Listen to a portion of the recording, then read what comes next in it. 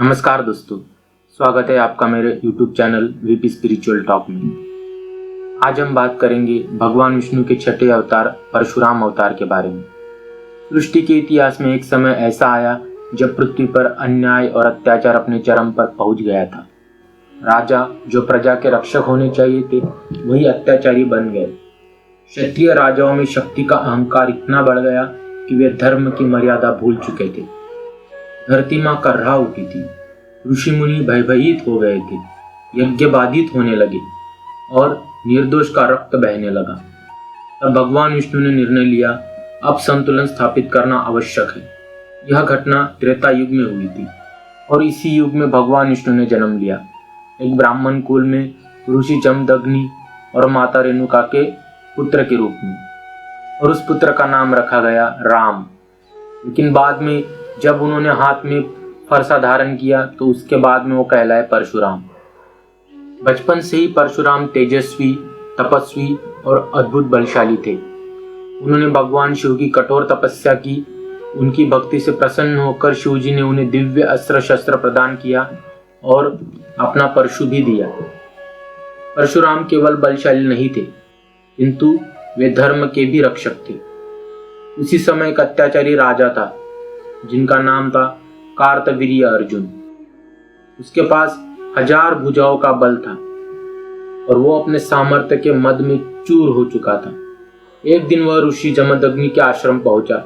ऋषि के पास कामधेनु गौ माता थी जो इच्छानुसार सब कुछ प्रदान कर सकती थी। राजा के मन में लालच उत्पन्न हुआ। उसने बलपूर्वक कामधेनु छीन ली। जब परशुराम को यह ज्ञात हुआ तो उनका हृदय क्रोध से भर उठा, लेकिन वह क्रोध व्यक्तिगत नहीं था, वह अधर्म के विरुद्ध था। उन्होंने कार्तवीर्य अर्जुन का वध कर दिया। परंतु कहानी यहाँ पे समाप्त नहीं होती। बदले की भावना से क्षत्रिय राजाओं ने मिलकर ऋषि जमदग्नि की हत्या कर दी। ये देखकर परशुराम हृदय से टूट गए। उन्होंने संकल्प लिया, जब तक पृथ्वी से अधर्म और अत्याचारी क्षत्रिय समाप्त नहीं हो जाते मैं शांत नहीं बैठूंगा। कहा जाता है कि उन्होंने 21 बार पृथ्वी को क्षत्रिय अत्याचारों से मुक्त कर दिया था। लेकिन ध्यान रखिए, परशुराम का उद्देश्य किसी जाति का नाश करना नहीं था। उनका उद्देश्य था अहंकार का नाश, अधर्म का अंत और धर्म की पुनर्स्थापना। परशुराम अद्भुत अवतार थे। वे ब्राह्मण भी थे और योद्धा भी। ज्ञान और शक्ति का संतुलन उनमें साफ दिखता था। और सबसे रोचक बात, वे आज भी जीवित माने जाते हैं।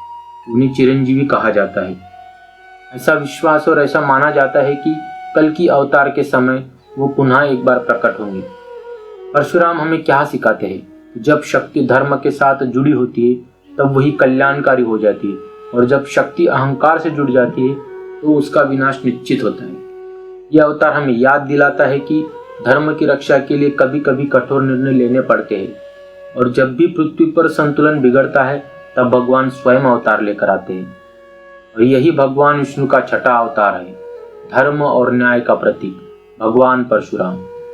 दोस्तों, अगर आपको ये वीडियो अच्छी लगी हो तो कृपया मेरे चैनल को लाइक, शेयर और सब्सक्राइब कीजिए। धन्यवाद।